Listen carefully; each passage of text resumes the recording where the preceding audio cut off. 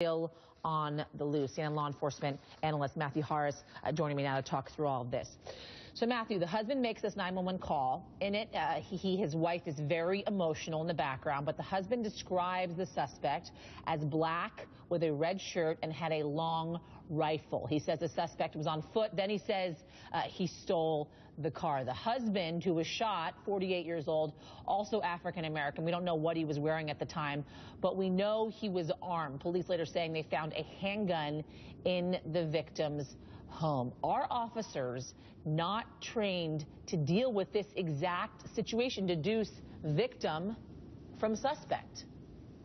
Well, we are, but several things come to mind, Yasmin, when tragic incidents like this happen. Number one, many times victims of traumatic incidents do not totally accurately describe the suspect, the series of events, or the conditions. Secondly, law enforcement officers are trained to identify suspects by descriptors, race, stature, clothing, and the like. And like we said, sometimes the information we get over the radio is not entirely accurate. And third thing, that when we see gun, we see threat. What I'd like to find out about this case is, were lawful commands given to drop the gun, drop the gun, drop the gun to give the individual an opportunity? So let's get into that, Matthew, because the family is saying that the officer said nothing before the shooting. And of course, police are still investigating that, but that is what the family is saying. Actually, the niece of the man that was shot said that. Right. Well, if that is the case, then this investigation may be going in a whole different direction. But also remember, with the facts we have, officers, we respond to things in what we call a physiological response called fight or flight. When we see gun, we see threat, and we respond accordingly. I would like to know if that command was given to drop the gun to give the individual an opportunity to respond. And many times, even when that does happen, the person still doesn't do what they're commanded to do, only because of the shock and the trauma of the situation. Well, talk to me about the police officer riding up to the house with his lights off. Yeah, apparently in that jurisdiction, as I understand it, it was routine that when a call goes out like this, we don't want to give up the fact that we're coming. We want to try to catch the suspect. And think about the conditions.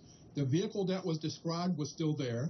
An individual comes out and has a gun. It's not the gun that was described, but it is a gun. We should respond with those lawful commands to drop that gun and put that suspect or that person or the homeowner under arrest at that time to secure him and to secure us. So who's at fault here? Is it both? Is it one? Is it a big confusion? Yeah, as I read the story online, the police department has already said this was a mistake. It was a mistaken identity. The police department would be at fault, but the conditions of the environment of the situation allow for this to happen. But it's a real big mistake, Matthew, if, God forbid, he had actually killed the man. Thankfully, he did not, and he will recover. But, I mean, you know, he shot him in the stomach. The guy could have died. Oh, he absolutely could have. Again, we go back to, we see a gun, we see a threat. We're supposed to give lawful commands, give the person an opportunity to drop the gun. In this case, it didn't happen, and the investigation is going to tell us more over the course of the next several days. So should the homeowner not have walked out with a gun? Well, I think ideally, if for law enforcement officers like myself, we're trained that when we're in a situation like that, to make sure that the people on the other end of that phone know what we look like, know what's in our hand, and more often than not, dispatchers and the like will tell us not to come out of the home, to stay out of harm's way, and those sorts of things. But remember, homeowners and citizens are not trained the same way law enforcement officers are trained.